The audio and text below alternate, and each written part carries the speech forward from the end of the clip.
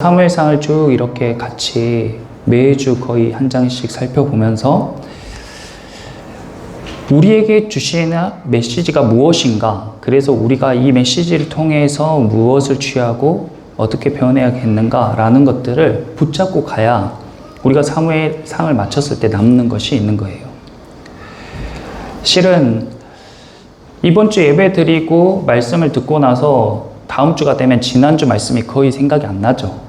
물론 무의식 중에 남아있는 것도 있지만 우리는 그 많은 메시지 중에서 한 단어, 한 문장을 자기 것으로 취하고 가는 거예요. 오늘 이 시간에 이 예배를 통해서 하나님께서 나에게 하시는 말씀이 무엇인지, 하나님께서 나에게 주시는 그 단어가 무엇인지를 예배를 드리는 중에 계속 소통을 하는 것이죠. 그래서 그걸 붙잡아야 돼요. 그리고 본인 것으로 취하는 겁니다. 성경을 읽을 때에도 마찬가지죠. 우리가 믿음은 들음에서 남이라고 하는데 이것을 음성이라고 이야기를 하잖아요. 음이라는 것은 입에서 나가는 소리를 이야기하고 성이라는 것은 귀에 들어오는 소리를 이야기한다고 합니다. 그래서 하나님의 음성이라고 할 때에 하나님의 입에서 나오는 그 말씀과 성도들의 귀에 들어가는 말씀까지를 하나님의 음성이라고 하는 거예요. 그런데 하나님께서 우리에게 말씀하셨는데 우리가 듣지 않으면 그것은 하나님의 음성이 될 수가 없는 것이죠. 그래서 오늘 가운데에 예배 중에 여러분들이 이 말씀을 함께 나눌 때에 하나님께서 나에게 주시는 그 단어, 그리고 그 문장, 그 메시지가 무엇인지를 잘 예민한 영적인 감각으로 취하시기를 축복합니다. 다윗은, 이 사무엘상의 주인공인 다윗은 어떤 사람이었냐? 하나님 마음에 합한 자라고 했어요. 우리 성경을 조금 앞으로 넘겨서 사무엘상 13장 14절에 보시면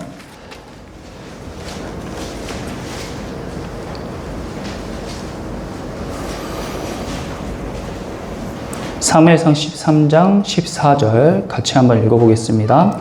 지금은 왕의 나라가 길지 못할 것이라 여호와께서 왕에게 명령하신 바를 왕이 지키지 아니하였으므로 여호와께서 그의 마음에 맞는 사람을 구하여 여호와께서 그를 그의 백성의 지도자로 삼으셨느니라 하고, 거기 그의 마음에 맞는 사람을 구하여 밑줄 그어보세요. 하나님께서 이스라엘의 최초의 왕으로 사울을 세우셨는데 그 사울은 사람들이 보기에는 완벽한 왕이 될 상이었어요. 그 사람들이 원하는 그 왕의 이미지를 다 갖춘 사울을 이스라엘의 초대 왕으로 세우셨는데 그 왕이 하나님 보시기에는 합당하지가 않은 거예요. 그래서 그 사울 왕에게 사무엘을 통해서 이야기를 하는데, 왕이 하나님의 말씀을 지키지 아니하였으므로 하나님께서 그 마음에 맞는 사람을 구했다라고 이야기했어요. 근데 그 마음에 맞는 사람이 누구예요? 그 사람이 바로 다윗이라는 거예요. 그래서 이때 이미 사무엘이 다윗에게 기름을 부었는데, 당신이 이스라엘의 왕이 될 사람입니다. 하나님께서 당신을 왕으로 세우셨습니다 하고 기름을 부었는데 그로부터 오랜 시간이 계속 흐른 거예요. 오늘 본문의 30장까지 오면서 적어도 10년 이상의 시간이 흐른 겁니다. 그래서 다윗을 통해서 하나님의 마음에 합한 자가 어떤 사람인지, 그리고 하나님의 마음에 합한 자는 어떻게 말하고 어떻게 행동하는지를 우리로 하여금 보게 하시고 우리의 본이 되게 하신 거예요. 그래서 오늘 본문에 보면 이 다윗이 행동하는데 다른 사람들과 다른 것을 볼 수가 있습니다. 그 상황별로 우리가 한번 살펴볼 텐데요. 첫 번째 PPT 한번 보여주세요. 하나님 마음에 합한 자를 합심자라고 표현을 하고 오늘 설교에서, 그리고 하나님 마음과 다른 사람, 하나님의 뜻에 반하는 사람을 이심자라고 하고, 그 중간에서 왔다 갔다 하는 사람을 반심자라고 제가 이렇게 명명해 봤어요. 제가 영어를 잘 못하니까 한문이 아무래도 조금 더 편해가지고 이렇게 이름을 붙여봤습니다. 이해하기 좋도록. 다윗은 합심자죠. 그리고 아말렉 사람들, 남의 것을 약탈하고 그것으로 자기 배후를 채우는 이 아말렉 사람들은 이심자의 대표로 볼 수 있고, 그리고 다윗을 추종하는 많은 사람들은 반심자라고 볼 수가 있습니다. 한 장 넘겨주세요. 그렇다면 이들이 이런 어떤 상황 가운데 어떻게 반응하고 행동하는가, 또 나는 어디에 속하는가 한번 봐보세요.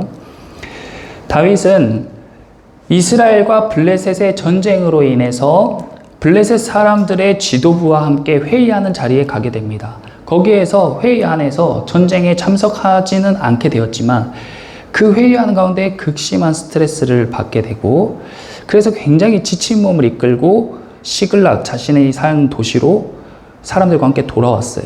그래서 집에서 이제 좀 쉬어야 되는데 시글락에 왔더니 마을이 불타고 사람들이 다 없어진 거예요. 아말렉 사람들이 다윗에게 복수하려고 그 마을에 군사들이 비어 있을 때 병력을 데리고 가서 여자들과 노인들을 다 데리고 가버린 겁니다. 근데 이들이 살려서 데리고 갔는지 죽였는지 이 사람들 알 턱이 없으니까 땅을 치고 울면서 얼마나 울었던지 4절에 다윗과 그와 함께한 백성이 울 기력이 없도록 소리를 내어 높이 울었다라고 성경에 기록이 돼 있어요. 얼마나 통곡하면서 울었던지 울 기력이 없을 정도로 소리내어 울었대요. 그리고 나서 그 사람들이 보이는 반응이 뭐였냐면 돌을 들어서 다윗을 치려고 했습니다. 다윗은 이때 지난번에 우리가 NIV 성경에 나온 것처럼 greatly distressed라고 영어 성경에 써 있었어요. 굉장히 나쁜 극심한 스트레스가 다윗에게 탁 임했다. 그때에 다윗이 어떻게 행동했냐? 다윗이 6절에 사람들이 돌로 그들을 치려고 할 때 다윗이 크게 다급하였으나 그의 하나님 여호와를 힘입고 용기를 얻었더라. 1번하고 하나님 여호와를 힘입고 용기를 얻었더라. 밑줄 그어보세요. 사람들은 누구나 살아가면서 극심한 스트레스 상황에 놓일 수 있습니다. 급박한 상황이나 뜻하지 않는 상황, 자기가 원치 않는 상황을 딱 맞닥뜨리게 되는데, 그때에 다윗은 하나님을 힘입어서 용기를 얻었다고 했어요. 이것이 우리가 본받아야 될 모델의 모습인데, 저를 포함한 보통의 사람은 어떻습니까? 도를 찾죠. 이 일이 일어나게 한 원인이 누구야? 이 일에 대한 책임을 누가 져야 돼? 이 일에 어떤 사람이 분풀이의 대상이 되어야 돼를 찾는단 말이에요. 이 사람들은 깊이 생각하지 않고 그 상황에 맞닥뜨리자마자 돌을 집어들어서 다윗을 치려고 했습니다. 극심한 스트레스 상황에. 그리고 이제 후에 아말렉을 다윗이 찾게 돼서, 아말렉 군대를 찾게 돼서 그 군대를 공격하고 모든 것을 되찾아오는데, 그때에 아말렉 사람들은 어떻게 했냐? 400명의 사람들이 낙타를 타고 도망갔어요. 그러니까 어떤 사람은 도망가죠. 어떤 사람은 분풀이의 대상을 찾습니다. 그것이 당연하다고 생각해요. 이 나라가 이 모양 이 꼴이 된 게 누구 때문이야? 그 사람을 정죄해. 그 사람에게 돌을 던져. 그 사람이 책임져야 돼. 그 사람 인생을 괴롭게 만들어야 돼 하고, 예수를 믿는 사람이건 예수를 믿지 않는 사람이건 그것이 합당하다고 생각하고 행동한단 말이에요. 그런데 하나님의 마음에 합한 사람은 어떤 사람이에요? 그런 상황에 하나님을 힘입는 사람이다. 하나님을 힘입는 사람이다. 다음 넘겨주세요. 그래서 다윗이 그 다음에 바로 한 행동이 뭐냐? 7절에 다윗이 아히멜렉의 아들 제사장 아비아달에게 이르되 원하건대 에봇을 내게로 가져오라. 아비아달이 에봇을 다윗에게로 가져가매 다윗이 여호와께 묻자와. 다윗이 그 극심한 스트레스의 상황에서 하나님을 힘입어서 용기를 얻고, 그 다음에 한 행동이 무엇이냐면 제사장을 찾아가고 제사장에게 에봇을 가져오라고 해서 하나님께 물었어요. 다윗이 하나님께 기도할 수 없는 사람이었냐? 아니에요. 다윗도 하나님께 기도하고 자기가 하나님께 응답받을 수 있는 사람이에요. 그러나 다윗이 이 상황에 제사장을 찾고 그거에 합당한 절차를 거치면서 하나님께 묻기를 청한 거예요. 제가 스트레스 해소라고 썼는데, 이것은 꼭 스트레스 해소뿐만이 아니라 우리 일상에 예배를 어떻게 하냐, 일상의 삶을 어떻게 사냐 하는 것을 단편적으로 보여주는 거예요. 사람은 하나님께서 창조하신 창조물이기 때문에 무언가를 예배해야 되게 만들어졌어요. 시스템이 그렇습니다. 그런데 이 예배라는 것은 우리가 지금 이렇게 앉아서 함께 찬양하고 말씀을 나누는 이런 예배만 있는 건 아니에요. 예배라는 것은 자기가 섬기는 어떤 대상을 놓고 그 대상을 향해서 찬양하고 그 대상을 경배하는 행위를 예배라고 합니다. 그리고 인간은 그 예배를 드릴 때 가장 큰 기쁨을 느껴요. 본능적으로. 존재 자체가 그래요. 그래서 그 예배를 못 드리면 마음이 허하고 공허한 거예요. 근데 그 예배를 드리게 되면 여기가 꽉 차는 느낌이 들죠. 그래서 영적으로 예배를 드리는데 하나님 마음에 합한 자들은 이 절차에 따라서 하나님을 예배해요. 이것이 즐겁단 말이에요. 이게 곤욕이 아니에요. 천국 가기 위해서 매주 드려야 되는 곤욕스러운 시간이 아니라 이게 인생에서 가장 가치 있고 즐겁고 행복한 시간, 내 안에 있는 공허함을 채울 수 있는 유일한 채널이 예배가 돼요. 하나님께 합한 자들은. 그렇지만 하나님을 거스르는, 하나님을 알지 못하는, 하나님과 반대되는 삶을 사는 사람은 어디에서 그것을 채우게 되느냐? 16절에 한번 봐보세요. 16절, 그가 다윗을 인도하여 내려가니 그들이 온 땅에 편만하여, 아말렉 사람들이에요. 블레셋 사람들의 땅과 유다 땅에서 크게 약탈하였으므로 말미암아 먹고 마시며 춤추는지라. 거기 먹고 마시며 춤추는지라 밑줄 그어보세요.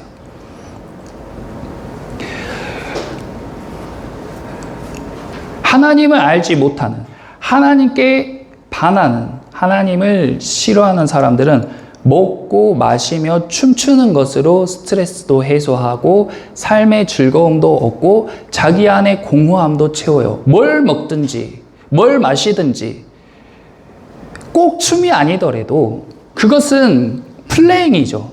춤이라는 것은 플레잉이에요. 어떤 행위를 통해서 자기가 그걸 채우는데 그것이 우리 안에 깊은 만족을 주냐? 그렇지 않아요. 금방 바스라져 사라지는, 마치 아담과 하와가 무화과 잎으로 수치를 가리려고 하는데 금세 햇빛에 말라 없어져 버리면 또 다른 무화과 잎을 계속 찾아야 되는 것처럼 이 사람들이 먹고 마시며 춤추는 것은 한순간이에요. 근데 이 사람들이 이걸 최고의 기쁨으로 여기죠. 여러분은 어디에서 스트레스를 해소하고 어디에서 삶의 기쁨을 누리고 어디에서 내 안에 공허함을 채우세요? 예배를 형식적으로 드리세요? 의무적으로 드리세요? 아니면 예배하는 시간이 괴롭거나 지루하거나 감흥이 없다거나. 여러분 어디 속해 있는 사람인가? 반심자는 아마도 왔다 갔다 하겠죠. 어떨 때는 좋았다가 예배가 좋았다가 어쩔 때는 먹고 마시고 춤추는 게 좋았다가 왔다 갔다 하는 그런 반심자. 다음 넘겨주세요. 이 사람들은 전쟁을 하는데요. 전쟁은 이 시대에 이 사람들이 하는 일이죠. 우리도 이 시대에 다 각자 일을 하는데 전쟁 같은 삶 아닙니까? 그렇죠? 직장 생활은 전쟁 같아서 직장 생활 너무 힘들어서 직장 때려치우고 밖에 나와서 자영업하고 자기 일 해보면 지옥 같다고 하는데 전쟁이랑 똑같죠. 그런데 하나님의 마음에 합한 합심자는 하나님의 뜻을 구해서 일을 해요. 하나님, 제가 지금 그 아말렉 군대들을 쫓아갈까요? 아말렉 군대와 전쟁을 할까요? 그래, 지금 쫓아가라. 내가 너로 반드시 그들에게서 빼앗긴 것을 다 되찾고 너의 가족들을 다 되찾을 수 있게 해줄 거야. 알겠습니다. 그러면 제가 지금 가겠습니다. 이것이 하나님 마음에 합한 사람들의 일하는 태도예요. 그런데 이심자는, 하나님을 거스르는, 하나님 모르는 사람들은 어떻게 일하냐? 기회를 틈타고 자신의 이익이 되는 대로만 일을 해요. 아말렉 사람들은 호시탐탐 기회를 노리다가 전쟁으로 인해서 유다와 시글락 땅에 있는 군사들이 한쪽으로 쭉 이동하는 것을 보고 그 빈틈을 틈타서 사람들을 공격한 거예요. 그들의 아픔이나 눈물이나 슬픔 따위는 안중에 없어요. 자기들이 제일 좋은 기회, 자기들이 남의 것을 약탈할 수 있는 최적의 기회에 최대한 많은 자원을 약탈하는 것이 이들의 목적이에요. 이 시대에도 마찬가지죠. 일을 하는데 돈만 벌면은 어떤 수단 방법 다 필요 없어. 돈을 많이 버는 게 최고야 하는 사람들은 그렇게 사는 인생, 그렇게 해서 돈을 많이 벌면은 그거 가지고 먹고 마시고 춤추면은 행복하다고 생각하는 인생은 공허한 거예요. 그런데 하나님을 아는 사람들은 아무리 돈이 되더라도 하나님께서 멈추라고 하면 멈추고 가라고 하면 가는 겁니다.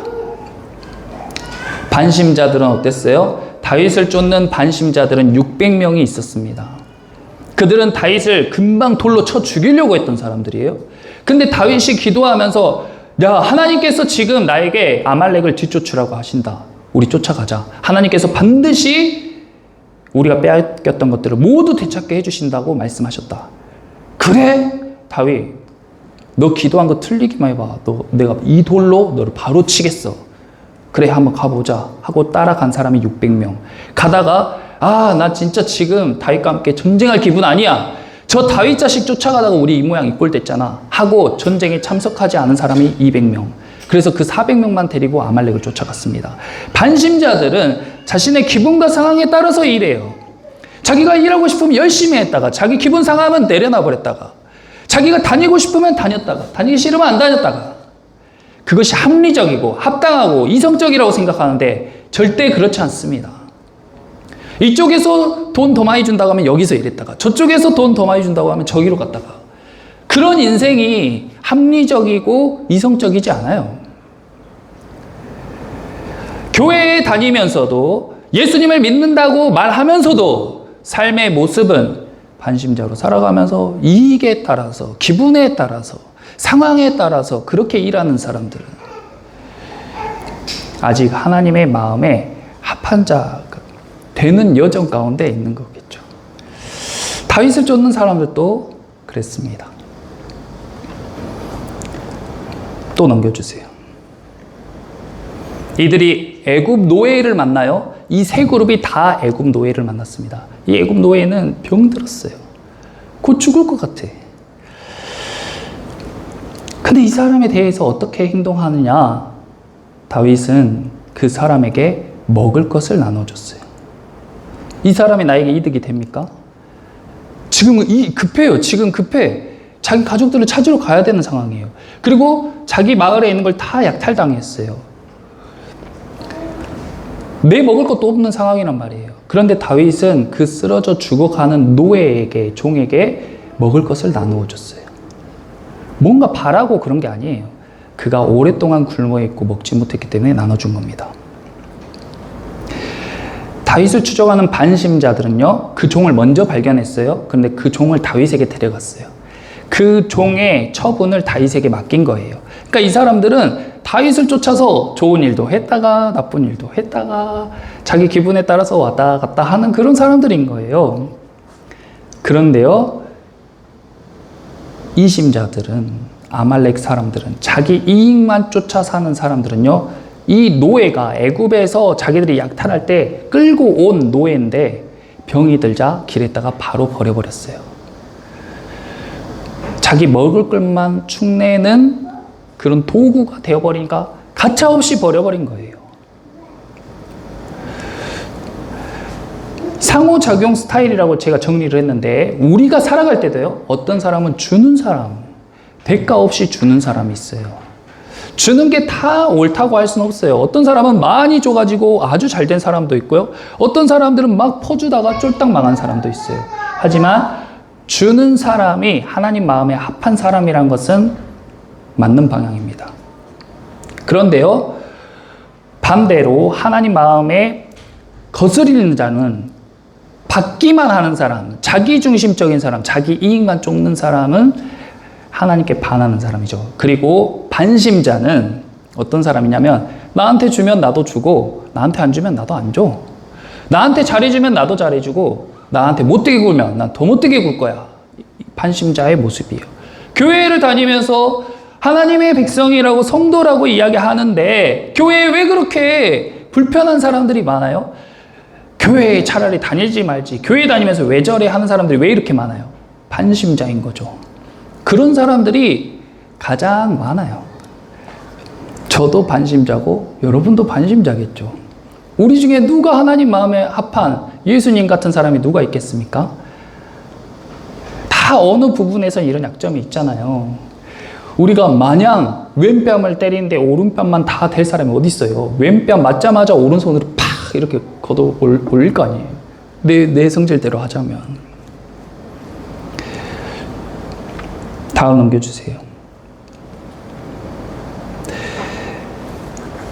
끝으로 이들의 세계관이 어떤가? 세상을 바라보는 관점, 세상에 가치 있다고 생각하는 걸 바라보는 관점. 특히 이 시대는 자본주의 시대이기 때문에 돈의 가치를 가장 사람들이 예민하게 따지는데, 그것을 어떻게 생각하느냐. 하나님을 반하는 사람들은 그들이 크게 약탈했으니까 이것은 다 내 거야. 이거 다 우리가 약탈한 거야. 내가 힘들게 싸워서 얻은 거야. 다 내 거야. 그러니까 먹고 마시며 춤추는 것도 내 자유야 하면서 다 자기 거라고 주장하는 사람들. 대부분의 사람들. 하나님을 알지 못한 사람들. 내가 공부 열심히 해서 좋은 직장 가가지고 많이 벌게 된 거야. 내가 사업을 잘해서 내가 수완이 좋아서 이렇게 된 거야 하는 사람들. 그런데요, 이심자들만 그런 게 아니라 반심자들도 자기와 함께 싸우지 않은 200명의 사람들에게 우리가 도로 찾은 물건은 너희들이 가질 자격 없어. 야, 너네 우리 싸우러 갈 때 싸우기 싫다고 쉬고 싶다고 했지? 너희는 그냥 너네 가족들만 데리고 가. 이 물건들 손대지 마. 너희 몫은 없어. 우리가 도로 찾은 물건들이야. 우리끼리 나눌 거야 라고 이야기했어요. 그런데 그때에 다윗이 무엇이라고 했어요? 23절 같이 한번 읽어보겠습니다. 다윗이 이르되 나의 형제들아, 여호와께서 우리를 보호하시고 우리를 치러 온 그 군대를 우리 손에 넘기셨은즉 그가 우리에게 주신 것을 너희가 이같이 못하리라. 우리를 보호하시고 그가 우리에게 주신 것. 읽어보세요. 이것이 다윗도 원래 반신자였어요. 어느 때는 하나님을 잘 섬기는 것 같은데 너무 자기가 힘드니까 자기 생각에 블레셋으로 가는 게 좋다고 생각해서 블레셋으로 갔다가 이런 어려움을 겪게 된 거잖아요. 우리에게 큰 위로를 주는, 하나님 말씀이 우리에게 큰 위로를 주는 이유는 하나님께서 보통의 위인전기나 자서전처럼 그 사람의 약점을 다 지우지 않았다는 거예요. 다윗의 흠결이나 부족한 부분을 적나라하게 다 그대로 적어놓고, 그럼에도 불구하고 다윗이 하나님 마음에 합한 자라고 이야기하고 있는 것이 우리에게 큰 위로가 되는 것입니다. 다윗은 이 과정을 통해서 어떤 것이 하나님이 기뻐하신 뜻인지를 분별하게 됐어요. 그래서 사람들에게 이거 우리가 도로 찾은 거 아니야. 하나님께서 우리를 보호하시고 하나님께서 우리에게 주신 것이야. 지금 우리가 처한 환경, 우리가 가진 거, 우리가 누리는 거 다 주님께서 우리에게 주신 것인 줄 믿습니다. 그게 굉장히 중요한 신앙의 코어예요. 중심. 거기서부터 우리의 모든 삶의 패턴이 나오는 거예요. 우리가 어떻게 스트레스를 받았을 때 하나님을 힘입을 수 있어요?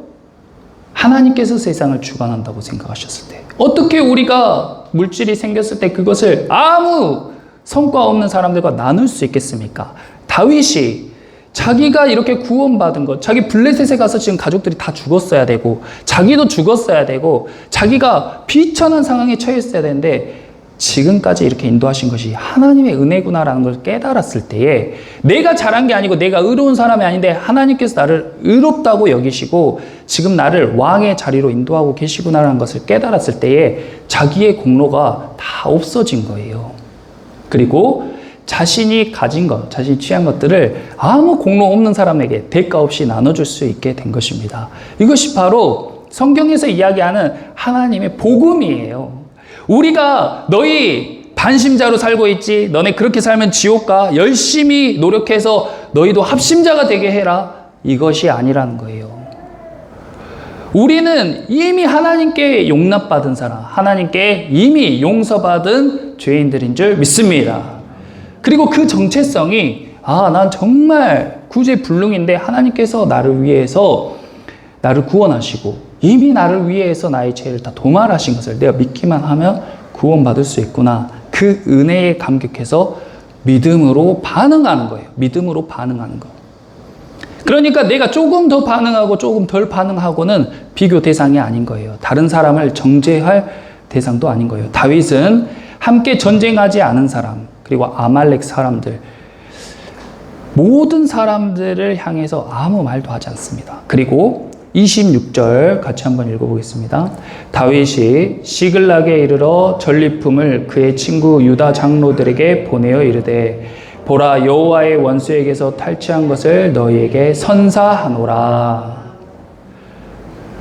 선사하노라요. 선교하노라고요. 왜 우리가 해외에다가 선교를 해요? 얼굴 한번 본 적도 없는 사람들. 왜 우리가 구제해요? 우리랑 아무 관계없는 사람들. 우리가 값없이 받은 거, 우리가 지금 누리고 있는 것이 내 노력이나 내 헌신에 의해서 그렇게 된 것이 아니라 하나님께서 우리에게 주신 은혜라는 것을 깨닫고 나니까 받은 은혜를 조금이라도 흘려보내고 싶은 마음에 구제도 하고 선교도 하는 것입니다. 왜 우리가 교회에 와서 헌신해요? 봉사하고 시간 내서 자기 물질 들어가면서 봉사해요? 남에게 보이려고 그래요? 그렇게 하면 안 돼요. 그래서 교회에 봉사하고 헌신하는 것은 자발적으로 할 수 있도록 제가 계속 권면하는 거예요. 상황에 있으면 못 올 수도 있고 와서 참여하신 분들도 공로감에 취해서는 안 돼요. 왜냐하면 우리가 받은 것이 이미 훨씬 더 크기 때문에 받은 것에 비하면은 너무 부족하지만 조금이라도 감격하는 마음을 담아서, 감사하는 마음을 담아서 그렇게 우리는 봉사하고 봉헌하는 거예요. 그것이 많은 사람에게 흘러가는 겁니다. 다음 보여주세요. 끝으로 베드로전서 2장 9절 말씀을 함께 보고 말씀을 마무리하겠습니다. 베드로전서 2장 9절 같이 한번 읽어보겠습니다. 너희는 택하신 족속이요 왕 같은 제사장들이요 거룩한 나라요 그의 소유가 된 백성이니 이는 너희를 어두운 데서 불러내어 그의 기이한 빛에 들어가게 하신 이에 아름다운 덕을 선포하게 하려 하심이라. 아멘. 우리는 예수 그리스도를 나의 구주로 믿는 그 순간부터 하나님께서 택하신 왕이 되고 하나님께서 택하신 제사장이 되고 하나님께서 택하신 나라의 백성이 된 줄 믿습니다. 그러니까 우리 이중 국적자인 거예요. 그러면 하나님 나라의 백성은 하나님 나라의 법을 따라 사는 사람들이요 하나님 나라의 혜택을 누리는 사람들일 건데 그 사람들이 누리는 것 중에 가장 좋은 것이 무엇이냐? 어두운 데에서 불러내어 주는 거예요. 기이한 빛에 들어가게 하셨어요. 그래서 우리는 하나님을 알지 못하는 때에 마치 깜깜한 방 안에서 살아가는 맹인과도 같이 살았는데 거기가 먼지가 수북한지 뭐 짐들이 엉망진창인지 어쩐지 몰라. 빛이 없으니까 깜깜하니까 그냥 난 잘 살고 있구나 생각하고 살아요. 근데 하나님의 그 기이한 빛이 내 삶 가운데 비춰지는 순간 내 어두운 방 안에 빛이 쫙 들어오는 순간에 그 먼지 그 더러운 거 엉망진창으로 혼란스럽게 어지러져 있는 그 방을 보면서 탄식하고 낭망하고 아 이건 내 힘으로 도저히 치울 수 없는데 이거 내 힘으로 도저히 원래대로 할 수 없는데 온전하게 할 수 없는데 어떻게 하지? 그때 주님께서 걱정하지 마 내가 다 도와줄게 라고 이야기하는 것을 듣는 삶인 거예요. 그래서 그 은혜에 감격해서 우리가 할 일이 무엇입니까? 했을 때에 우리가 할 일이 바로 아름다운 덕을 선포하는 거예요. 어떻게 선포합니까? 이웃들에게 우리 교회에 나오세요. 우리 교회 좋습니다. 우리 교회에서 예수 믿으세요. 그것도 물론 필요하죠. 그런데요, 전도는 제가 생각하기에는 아름다운 덕을 선포하는 방법이 훨씬 더 유익하다고 생각해요. 누가 봐도 극심한 스트레스를 받는 상황에 상대방을 정죄하고 욕하고 돌을 집어서 쳐야지 일반적인 상황인데 그 상황에 한번 참고 깊이 생각하고 기도하면서 하나님을 힘입어 그 상황을 타게 하는 사람. 누가 봐도 고생해서 자기가 얻은 건데 아무 대가 없이 사람들과 나눌 수 있는 사람. 자기를 비난하고 비방하고 헐뜯는 사람들을 용서할 수 있는 사람. 자기의 목숨을 바쳐서 다른 사람을 위해서 끝까지 쫓아가서 그 사람들을 구원할 수 있는 그 사람. 그 사람들의 그런 모습을 보았을 때 그 사람을 통해서 아름다운 덕이 선포되는 줄 믿습니다. 우리의 말과 행동 일반적이지 않고 합리적이지 않아 보이고 미련해 보이고 망하는 길 같아 보여도 하나님께서 그 길로 인도하시면 우리는 그 길을 뚜벅뚜벅 걸어가는 거예요. 그리고 우리의 그 발자국이 많은 사람들에게 예수 그리스도를 알리는 아름다운 덕이 되는 것입니다. 오늘 우리가 함께 말씀 나누고 이제 사무엘상을 한 장 남겨두고 있는데 이 사무엘상을 우리가 각자가 한 단어로 또는 한 문장으로 이렇게 기억할 때에 우리의 삶 가운데 아직 우리는 저와 여러분 다 반심자들이지만 그래도 5대5였다면 6대4로 6대4였다면 7대3으로 점점 더 하나님께 가까워지는 그래서 우리 삶 가운데 아름다운 덕이 가족들에게 성도들에게 직장에 선포되어지는 삶들이 다 되시기를 예수님의 이름으로 축원합니다. 기도하겠습니다. 할렐루야. 살아계신 주님 감사합니다. 아버지, 다윗은 하나님의 마음에 합한 자